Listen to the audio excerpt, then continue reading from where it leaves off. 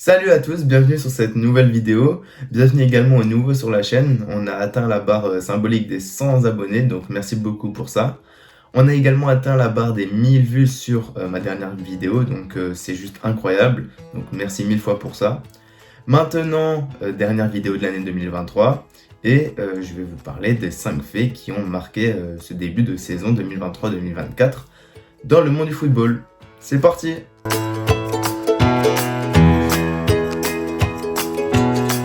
On commence tout de suite avec le sujet le plus récent parmi ceux que je vais évoquer, le projet de Super League, qui verra bel et bien le jour si l'on en croit l'actualité récente. En effet, la Cour de justice européenne a rendu son verdict concernant cette affaire et estime finalement que les règles de l'UEFA concernant le non-droit à pouvoir mettre en application ce projet de Super League étaient justement contraires aux droits du football en exerçant un monopole sur les compétitions européennes.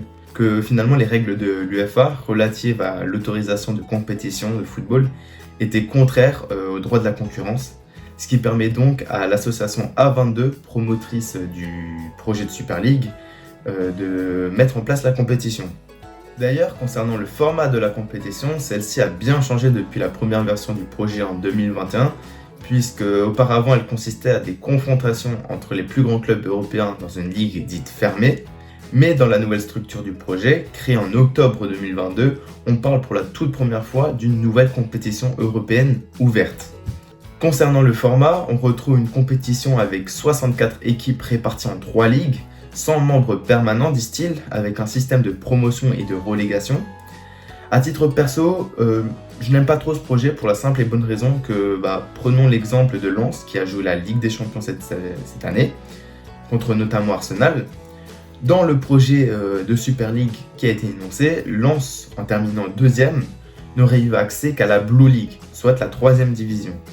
Et pour pouvoir prétendre à la Star League et affronter des équipes comme Arsenal, comme ils l'ont pu le faire cette année, elle devra d'abord finir champion de Blue League, pour monter ensuite en Gold League, puis réitérer l'exploit pour monter en Star League. Donc un parcours du combattant quasiment impossible. Sachant que les 20 équipes les moins bien classées en Blue League sortent de la compétition.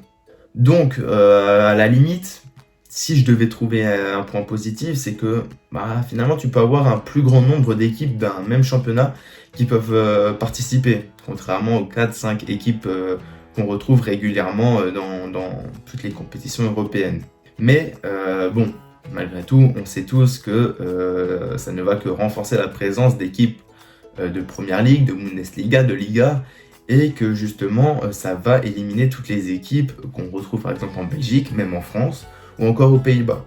J'ai des gros doutes sur les réelles capacités à ce que cette compétition soit vraiment équitable.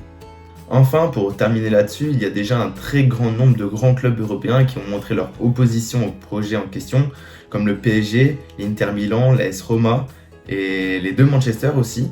On retrouve également le Bayern, Dortmund, Leverkusen ou encore l'Atlético. Tandis que d'un autre côté, on retrouve le Real et le Barça, qui est d'ailleurs en grande difficulté financière, qui ont montré leur soutien au projet de Super League.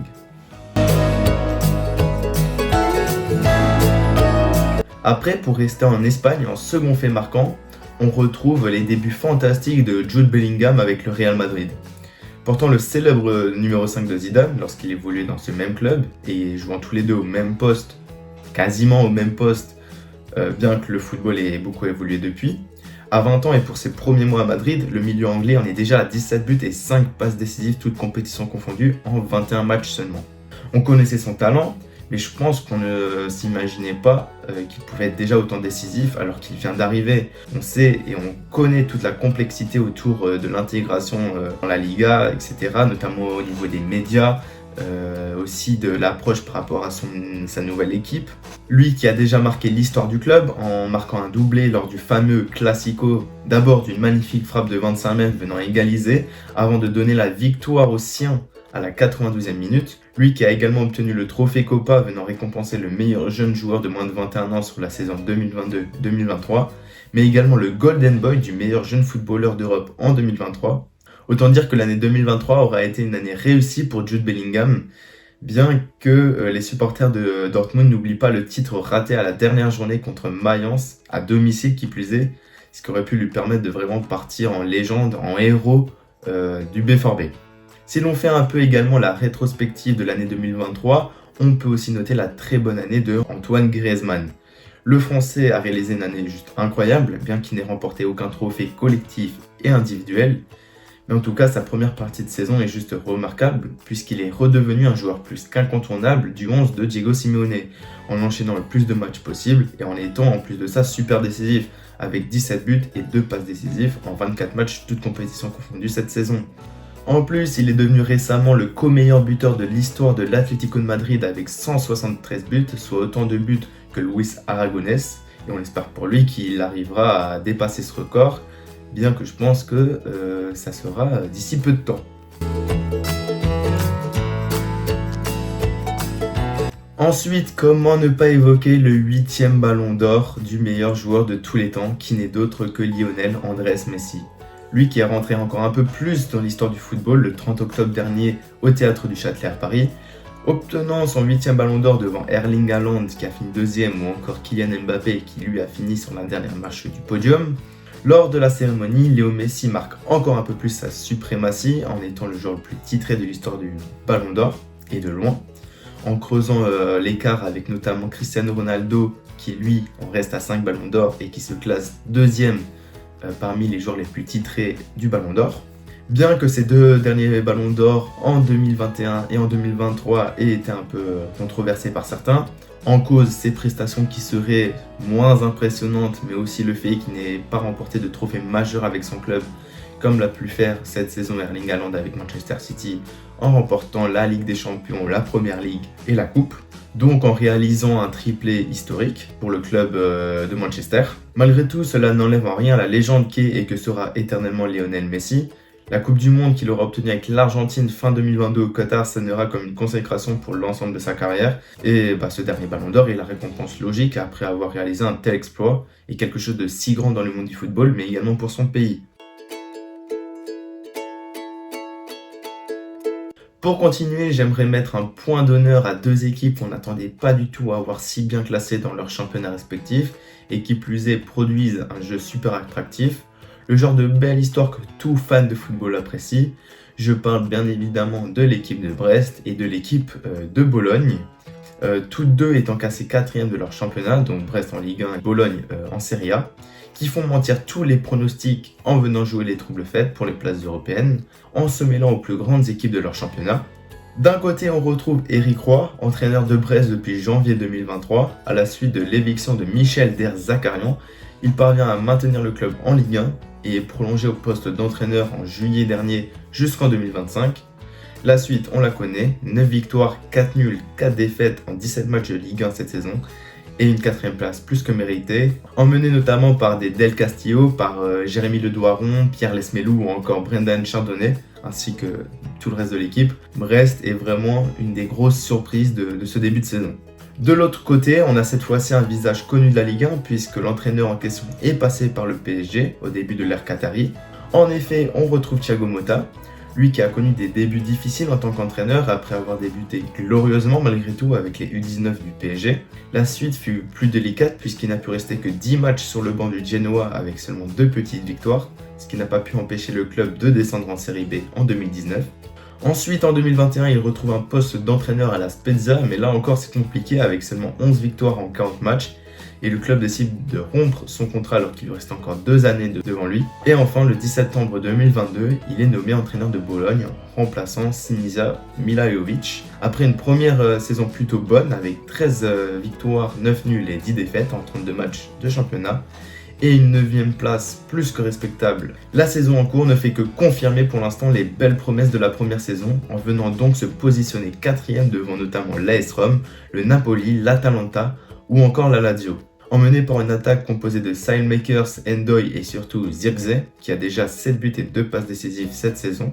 Mais surtout avec une solide défense où l'on retrouve Skorupski dans les buts et une charnière centrale Bekema-Lukumi qui permet à Bologne d'avoir encaissé seulement 12 buts cette saison, ce qui est vraiment une prestation très remarquable, en espérant que cela continue.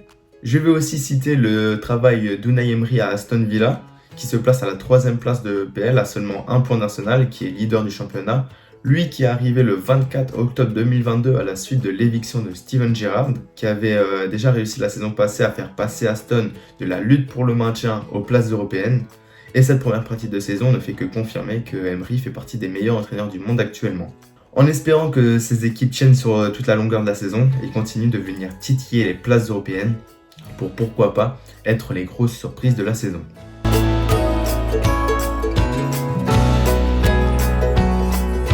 Et pour terminer, en parlant de grosses surprises, comment ne pas évoquer le début de saison de Xabi Alonso avec le Bayer Leverkusen.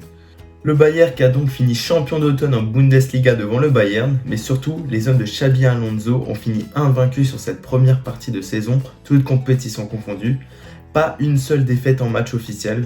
Leur dernière défaite remonte au 27 mai de la saison passée, avec une défaite 3-0 à Bochum lors de la dernière journée de Bundesliga. Cette saison, c'est que des victoires et seulement 3 matchs nuls contre notamment le Bayern, Stuttgart et Dortmund. Au-delà de pratiquer un jeu plus qu'attractif et de croire plus que jamais un titre de champion, eux qui n'ont encore jamais pu goûter à cette gloire, finissant 5 fois dauphin, la dernière fois remontant à l'année 2011, cette équipe qui est 2e meilleure attaque de Bundesliga avec 46 buts, avec une attaque menée par Boniface qui en est à 16 buts et 8 passes décisives, toutes compétitions confondues, et Florian Wirtz, 8 buts et 12 passes décisives, toutes compétitions confondues également, mais surtout avec des pistons ultra décisifs, avec à droite Frimpong et à gauche Grimaldo, qui sont tous les deux à 16 buts et 16 passes décisives cumulées, toutes compétitions confondues. Mais le Bayern, c'est surtout la meilleure défense du championnat avec seulement 12 buts encaissés en 16 matchs, devant notamment le Bayern et Leipzig. Avec une défense composée de Jonathan Tah, Hincapié et Tapsoba, on peut dire que c'est du solide, sans oublier Radetzky dans les buts. Le Bayer Leverkusen, qui est au passage la première équipe de l'histoire du championnat allemand, a resté invaincu pendant 25 matchs d'affilée. Et franchement, c'est quelque chose à souligner, 25 matchs sans perdre. Et quand t'es pas le Bayern, une grande équipe, un gros club où on est habitué à ce genre de prestations, c'est vraiment remarquable. Vraiment remarquable et on ne peut que les féliciter pour ça. En espérant que ça continue et qu'ils aillent chercher ce titre que Dortmund n'a pas eu la saison passée. Donc voilà, c'est la fin de la vidéo, j'espère que celle-ci vous aura plu. J'ai testé un format un peu différent, un peu plus court que d'habitude. Merci encore pour tous les retours que vous me faites et pour la force que vous donnez. Et puis voilà, on se retrouve en janvier et je vous souhaite tous de bonnes fêtes. Ciao!